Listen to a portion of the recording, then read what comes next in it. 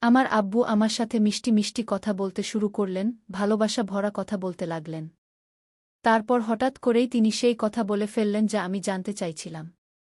সেই কথা শুনে আমার পায়ের নিচ থেকে মাটি সরে গেল। তিনি বলতে লাগলেন যে আমার আম্মি, অর্থাৎ তার স্ত্রী, তাকে সেই সুখ দিচ্ছেন না যা প্রত্যেক পুরুষ খোঁজে। আব্বুর কথা শুনে আমার তার উপর খুব দয়া হল।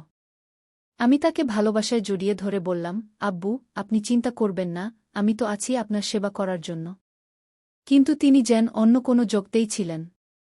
এতটা শোনার পর আমার আব্বু আর থাকতে পারলেন না এবং উপরে থেকে কয়েক দিনের ক্ষুধার্ত তিনি নিজেকে নিয়ন্ত্রণ করতে পারলেন না।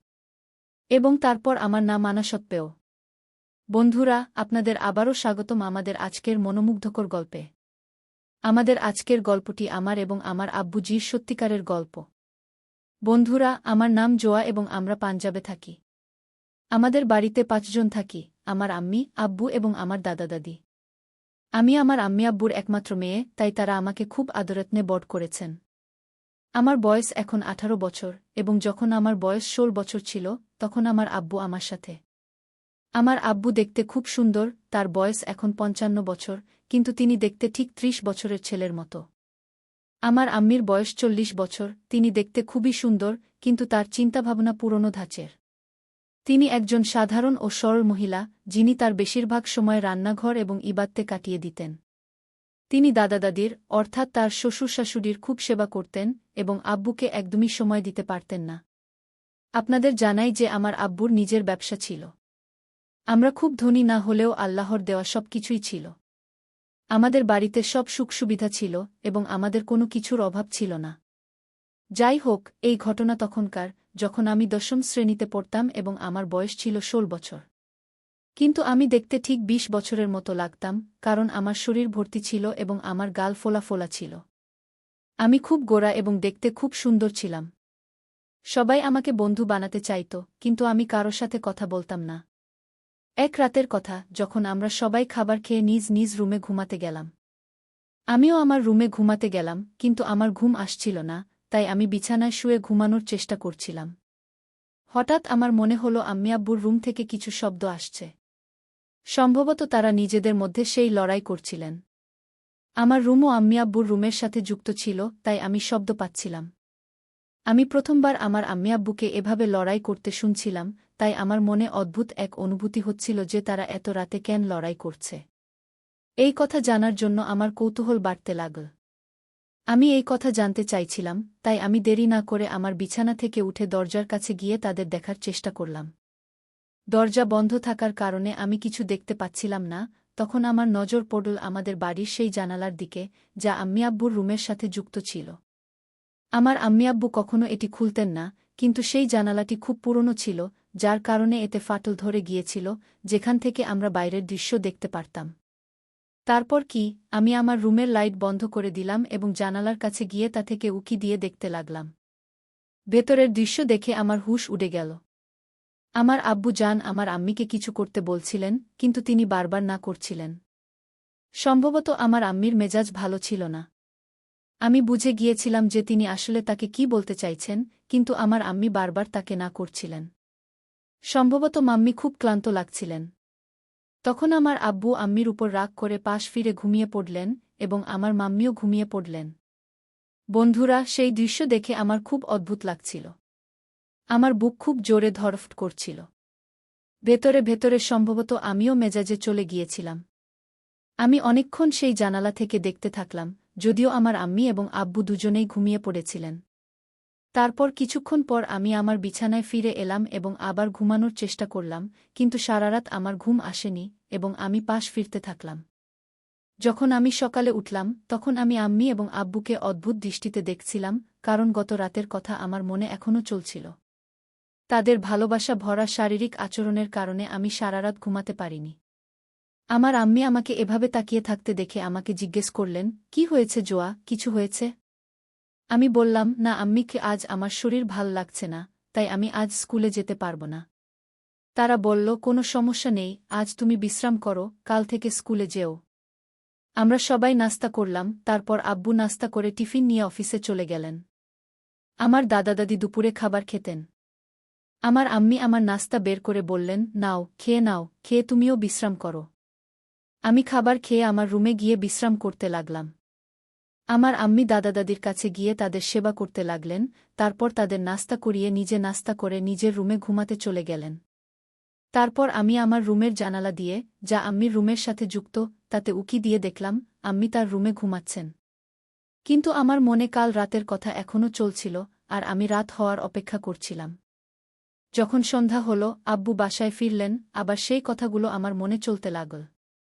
তারপর আমরা সবাই খাবার খেলাম, খেয়ে নিজ নিজ রুমে ঘুমাতে চলে গেলাম। আব্বু আমাকে খাওয়ার সময় জিজ্ঞেস করলেন, জোয়া, তোমার শরীর ঠিক তো? আমি বললাম, হ্যাঁ আব্বু, একদম ঠিক আছে। তখন হঠাৎ আমার মুখ দিয়ে সেই রাতের কথা বেরিয়ে গেল। আমি বললাম, আপনারা দুজন রাতে কেন ঝগড়া করছিলেন? আব্বু অবাক হয়ে বললেন, কখন, কোথায়, কাদের সাথে?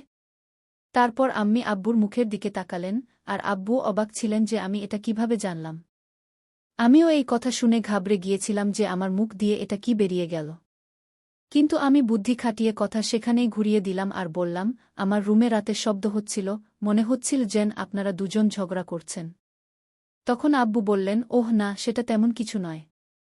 আমি বললাম, ঠিক আছে। তারপর আমি আমার রুমে ঘুমাতে চলে গেলাম, আর আম্মি আব্বুও তাদের রুমে ঘুমাতে চলে গেলেন। তখন আব্বু আম্মিকে বলতে লাগলেন, তাই তো আমি বলি, কম চিৎকার করো, তোমার কিছুই বোঝার নেই। বাসায় আমাদের মেয়েও থাকে, সে এখন বড় হয়ে গেছে, আমাদের সতর্ক থাকা উচিত আর তারও খেয়াল রাখা উচিত। আম্মি বললেন, হ্যাঁ, আপনি ঠিক বলছেন। আম্মি কালকের জন্য বলতে লাগলেন, তারপর আব্বু আবার কালকের কথা নিয়ে জিদ করতে লাগলেন। আম্মি আবার সেই একই নাটক শুরু করে দিলেন আর মানা করতে লাগলেন। তখন আবার সেই সব হতে লাগল, আর শব্দ আমার রুমে আসতে লাগল। এখন আমার রাতে ঘুম আসছিল না, তাই আমি ভাবলাম, আজ আমি এই জানালা দিয়ে দেখব, আমার আব্বু কি নিয়ে আম্মির সাথে ঝগড়া করেন। যখন শব্দ আসা শুরু হল, আমি জানালা দিয়ে উকি দিয়ে দেখতে লাগলাম। তখন জানতে পারলাম, আজ আবার আব্বু সেই একই জিনিসের জন্য জিদ করছেন, আর আমার আম্মি তাকে মানা করেছেন। কিন্তু আজ আব্বু খুব রেগে গিয়েছিলেন। পরের সকালে আব্বু আমাকে বললেন, চলো, আজ আমি তোমাকে স্কুলে রেখে আসি। যখন তিনি আমাকে স্কুলে রেখে আসতে এলেন, তখন তিনি আমাকে অদ্ভুতভাবে দেখছিলেন। আমি বুঝতে পারছিলাম না, তিনি আমাকে কেন এমনভাবে দেখছেন। আমি আব্বুকে জিজ্ঞেস করলাম, কি হয়েছে আব্বু, আজ আপনি আমাকে এমনভাবে দেখছেন, কিছু বলতে চান? আব্বু বললেন, না কিছু না, এমনি আমি একটু চিন্তিত আছি। আমি বললাম, বলুন না আব্বু, কি হয়েছে, আপনি কি নিয়ে এত চিন্তিত? তখন আব্বু বললেন, চলো, প্রথমে আমি তোমাকে ভালো মিষ্টি খাওয়াই। তিনি আমাকে মিষ্টির দোকানে নিয়ে গেলেন আর সেখানে আমাকে ভালো ভালো মিষ্টি খাওয়ালেন, আমি খেলাম। তারপর তিনি বললেন, চলো, এখন আমি তোমাকে একটি ড্রেসও কিনে দিই। আমি বুঝতে পারছিলাম না, আব্বু কেন এমন বলছেন। কিন্তু যখন আমি এই সত্যিটা জানতে পারলাম, আমার হুঁশ উড়ে গেল। কিন্তু আমি খুব খুশি ছিলাম, কারণ আব্বু আমাকে নতুন জামা দিয়েছিলেন, মিষ্টিও খাওয়ালেন। আমি বললাম, আব্বু বলুন, আপনি কিছু চিন্তিত ছিলেন। আব্বু বললেন, হ্যাঁ জোয়া, আমি ব্যবসা করি, তাতে আমার কারো সাহায্য দরকার হয়। আমি তোমার আম্মিকে প্রতিদিন রাতে বলি, আমার এই কাজে সাহায্য করো, কিন্তু সে একদমই আমার সাহায্য করে না, দিনরাত তোমার দাদা-দাদির সেবায় কাটিয়ে দেয়। আমার জন্য তার সময় নেই। এখন তুমিই বলো, আমি কি করব? যাই হোক, আমার ব্যবসায় লোকসান হচ্ছে। তখন আমি বললাম, আব্বু বলুন, যদি আমি আপনার কোনো সাহায্য করতে পারি। তিনি বললেন, জোয়া, তাই তো বলছি। আমার আব্বু যে ব্যবসা করতেন, তাতে সস্তার জিনিস একপাশে আর দামি জিনিস একপাশে রাখতে হতো। শুধু এতটুকু সাহায্য চাই। আমি বললাম, হ্যাঁ আব্বু, আমি আপনার সাহায্য করবই। তারপর আব্বু বললেন, তুমি রাতে আমার রুমে চলে আসবে। আমি বললাম, ঠিক আছে। রাতে যখন আমি তার রুমে গেলাম, আম্মি ঘুমিয়ে পড়েছিলেন, কিন্তু আব্বু আমার অপেক্ষা করছিলেন। আব্বু অল্প একটু মদ খেয়েছিলেন, তিনি আমার সাথে মিষ্টি মিষ্টি প্রেমময় কথা বলতে শুরু করলেন, প্রেমের কথা বলতে লাগলেন। তারপর হঠাৎ তিনি সেই বিষয় নিয়ে আলোচনা শুরু করলেন যে বিষয়টি আমি জানার জন্য জানালা দিয়ে দেখতে চাইছিলাম। সেই কথা শুনে আমার পায়ের নিচ থেকে মাটি সরে গেল, যে আমার আম্মি অর্থাৎ তার স্ত্রী তাকে সেই সুখ দিচ্ছেন না যা প্রত্যেক পুরুষ খোঁজে। আব্বু এই কথা আমাকে নম্র চোখে বললেন। আব্বুর কথা শুনে আমার তার উপর খুব দয়া হল। তারপর আমি তাকে খুব স্নেহে জড়িয়ে ধরলাম। কিন্তু তিনি হালকা নেশা ছিলেন এবং উপরন্তু অনেক দিন ধরে তিনি সেই সব পাচ্ছিলেন না, তাই একদম তৃষ্ণার্ত ছিলেন। তিনি নিজেকে নিয়ন্ত্রণ করতে পারলেন না এবং আমিও তাকে থামাতে চাইলাম। তারপর আমি ভাবলাম যে আমার আব্বুর সমস্যা হয়তো আমার কারণে একটু কমে যাবে, তাই আমি। বন্ধুরা, এখন আপনারা বুঝেই গেছেন যা ঘটেছে। তাই বন্ধুরা, আমি কি আমার আব্বুর সমস্যায় একটু সাহায্য করে সঠিক কাজ করেছি নাকি না? আপনার মতামত কমেন্ট বক্সে অবশ্যই দিন এবং এমনই মনোমুগ্ধকর গল্প শোনার জন্য আমাদের মনোমুগ্ধকর গল্প চ্যানেলটি সাবস্ক্রাইব করতে ভুলবেন না। ধন্যবাদ।